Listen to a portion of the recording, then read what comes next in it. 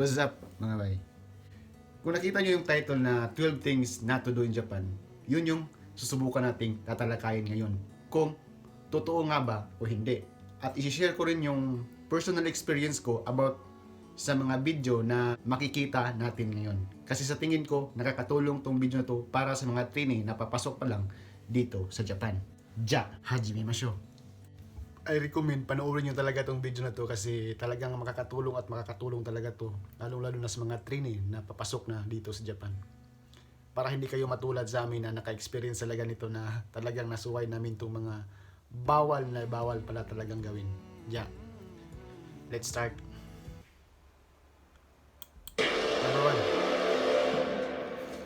So walking down the street whilst eating and drinking isn't illegal. You're not going to get shouted at and you're not going to get arrested by Ace Detective Sherlock Bones. But what you will get is the stare of disapproval. A lot of people don't know this one until you get here and never see anyone doing it. What you'll find is if someone wants to eat or drink something quickly outside, they'll buy it at the convenience store and then eat it or drink it out the front. Same with vending machines. If they buy something from the Kumakain habang naglalakad. Kahit dyan naman sa Pilipinas, talagang bawal naman talaga. Pero nasanay kasi tayo yung mga ugali natin na kumakain ng maruya habang naglalakad. Tapos sa kaliwa, juice, kain habang naglalakad. Pero dito sa Japan, hindi naman talaga bawal. Pero parang, yun nga, ang sama ng tingin ng Hapon na makakasalubong mo. Parang tititigan ka talaga na parang matunaw ka sa titig. Kasi pwede ka naman kumain, huminto ka sa gilid ng kalsada, kumain ka habang uminom ka ng juice, kumain ka. Walang problema yon. Pero yung kumakain ka habang naglalakad, yun yung may problema. Hindi ka naman ikukulong. Wala namang problema. Wala namang batas na ikukulong ka. Pero yun nga, staring of disapproval yung sabi niya. Pero, may pero yan. May nakita kasi kami habang naglalakad kami ni Timan dati na dalawang Hapon, ang isa kumakain ng chichirya, ang isa naman kumakain ng siupaw habang naglalakad. Kaya nasabi namin sa sarili namin na pwede din palang kumakain habang naglalakad. Pero hindi lahat ng Hapon, di ba? Let's continue. vending machine, they'll drink it there and then next to the vending machine. Number 2. Using chopsticks.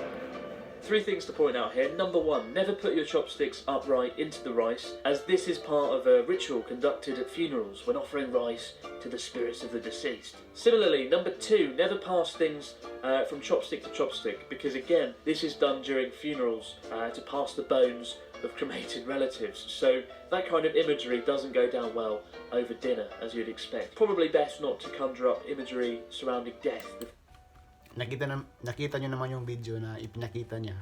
Yun yung bawal. Ladagdagan ko na lang. Kasi pagdating mo dito sa Japan, 1 month ka magti-training ng manners na mga Hapon. Ituturo sa inyo kung paano ang tamang gamit ng chopstick. At isa sa mga natutunan ko doon is bawal ituro yung chopstick sa kausap mo na nasa harap. Bawal yun. Pero para mas safety ka, i-safety mo na lang yung chopsticks mo tapos makipag-usap ka sa mga Hapon. Let's continue. Number 3. Ito, importante ito.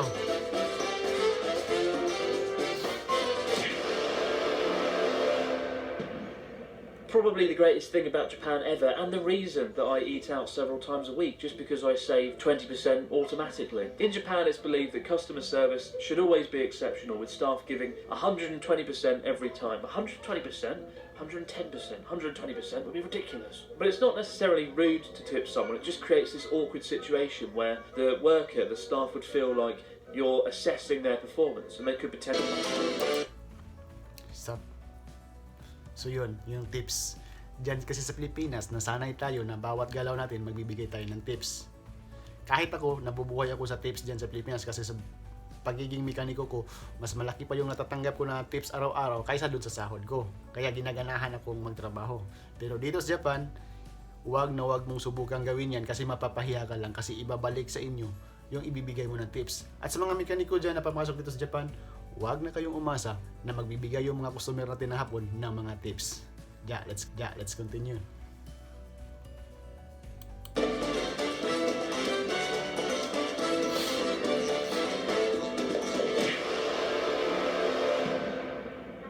There's a real emphasis on being mindful when you're using public transport in Japan that's often completely absent in many countries. Numerous of the times that I've been riding a train in the UK and someone nearby has been screaming at their partner down the phone, and I felt like I was part of the argument, like some...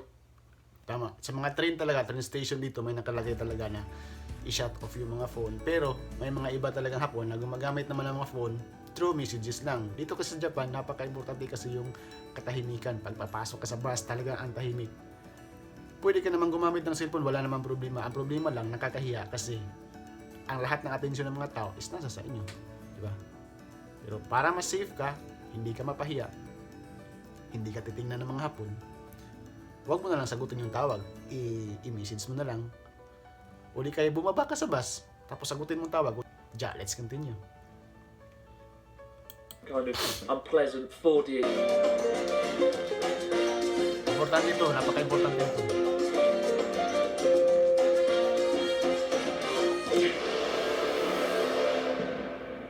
I remember for the first few years that I lived here, whenever someone handed me a business card, I was utterly terrified because until then, business cards to me had always just been a bit of paper or a bit of card with some writing on. But in Japan, they are so much more. Once you've exchanged business cards, the trick is to imagine you've just been handed the lost treasure of El Salvador. Tama, dito talaga sa Japan, ang mga Hapon, napaka-importante sa kanila yung business card na ibibigay nila sa inyo. Lalo-lalo na yung mag-exchange, lalo na yung mga businessman.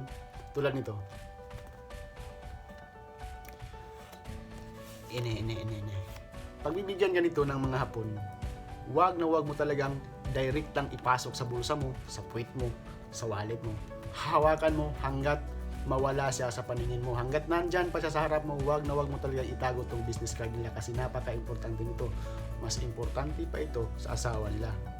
Kaya, wag mo talagang baloktutin, ano pa ba, ilagay ka agad sa bulsa habang nasa harap mo pa sila kasi napaka-importante sa kanila ang business card. Pag wala na sila, yun, pwede mo na ilagay sa wallet mo. Diba? Ito, matagal na to sa akin pero hindi talaga na UP. Alam mo bakit? Kasi nga, inaalagaan nyo. Kasi nga, importante sa kanila itong business card. As sa sinabi ko na, mas importante pa sa asawa nila. Let's continue. Something. First, study it meticulously. Ito, maganda to.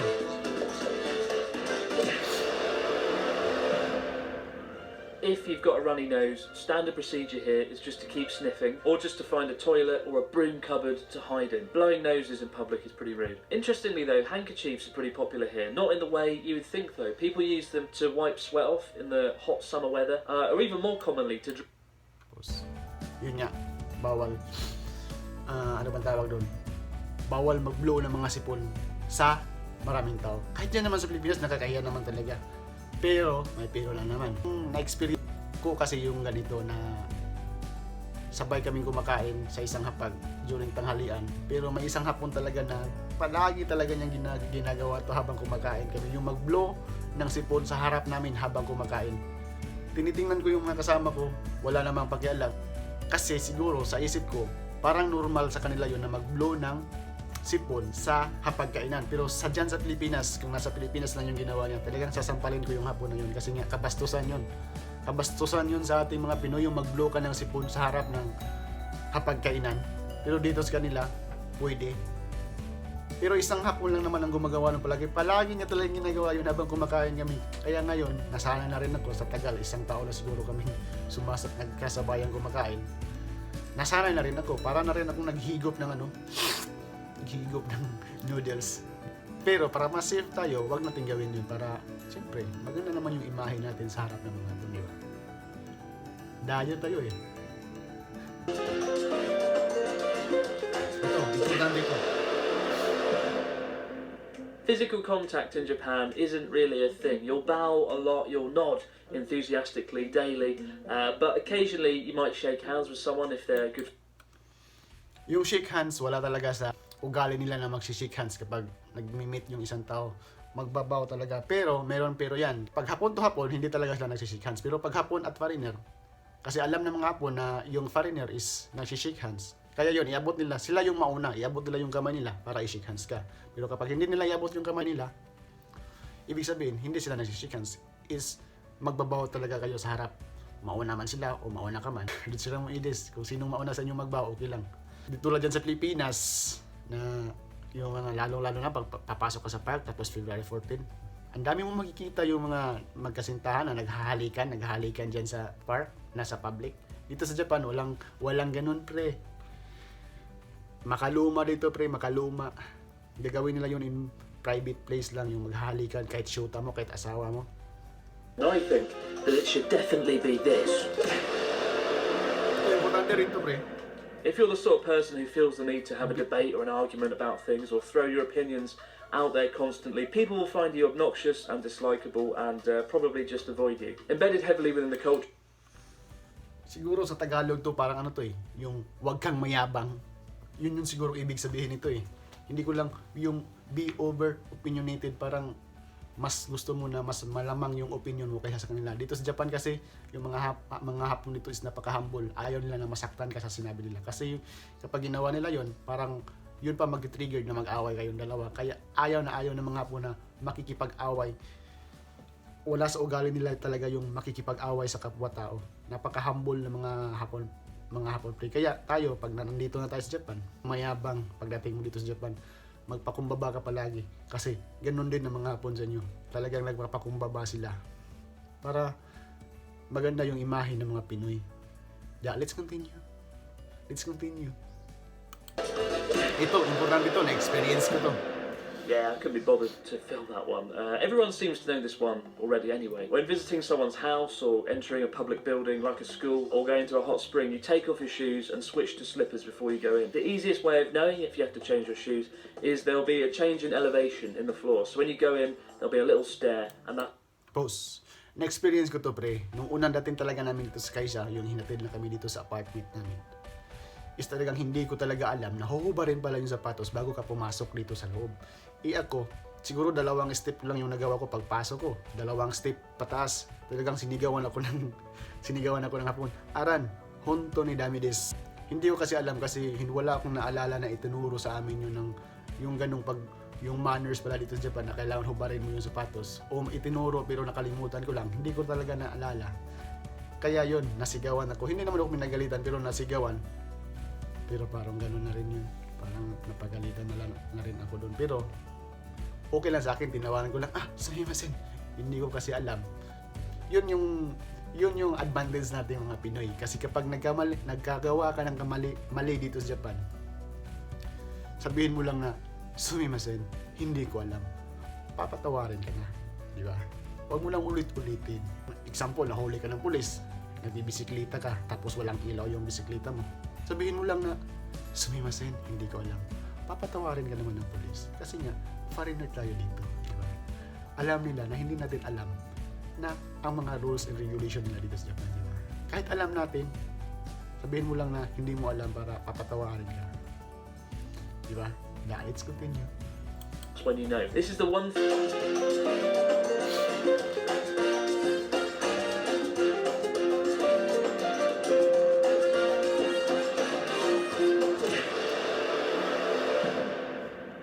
For whatever reason, rubbish bins and trash cans are disturbingly rare in Japan. Outside of convenience stores, it can be a nightmare to find one. And the reason I put this on the list is because so many people, so many of you guys... Tama. Yung paghanap ng mga trash bins dito sa Japan. Meron din naman talagang lugar na mahirap hanapin yung mga trash bins. Pero pag pupunta ka sa mga convenience store, meron talaga yung mga tapunan ng basura. Kung wala kang makikita ng basura, wag mo nang basta-basta itapon yung mga basura mo kahit saan kasi napaka-importante ng cleanliness dito sa Japan. Wala ka talagang trash bins na makita, ilagay mo sa bag mo, sa bulsa mo. Para safety ka. Di ba? Ja. Let's continue. 2 na lang.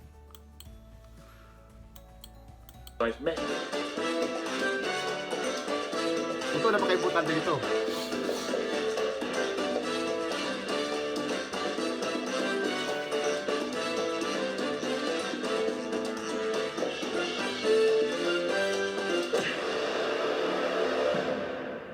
Seems like a fairly obvious addition to the list, and yet in the UK we just cross the street whenever the hell we want, whenever there's an opening in traffic, as opposed to waiting for the green light, same as many countries. In Japan, however, people do not cross the road on a red light. It's incredibly rare, and it's one of the greatest ways of seeing this.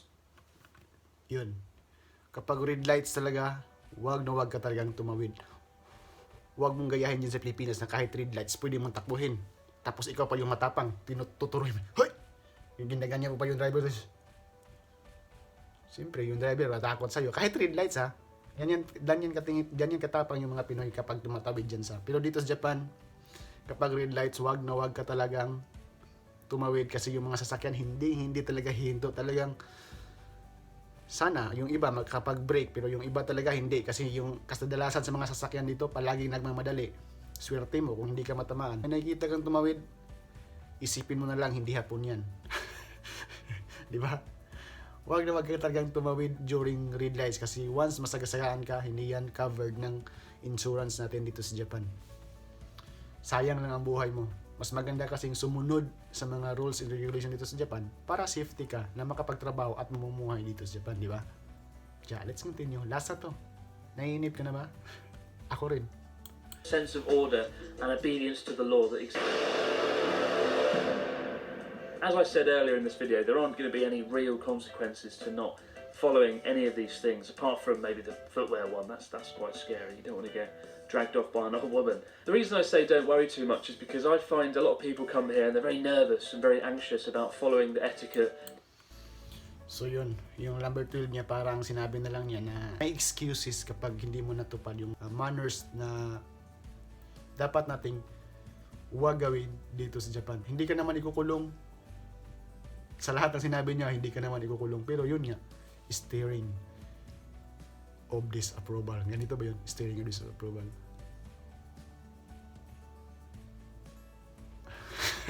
Babusin ka, sana maunan kayo sa video na ito. Pasensya na kayo at medyo mahaba-haba ang video na ito kasi talagang napanood ko ito kagabi. Hindi ko pwedeng palagpasin kasi ayaw kong ma-experience nyo yung na-experience ko dito na mapagalitan kasi hindi nasunod yung paghubad ng sapatos, di ba? Mas maganda na yung alam nyo bago kayo makapasok dito sa Japan para aware na kayo na bawal na talaga yung mga ganong mga pag-uugali. Babusin nga best. Next video pala, iba-vlog ko na yung magbibigay tayo ng reaction kung paano nga ba manligaw ng mga Japanese girl dito sa Japan. Hintayin nyo yun ha.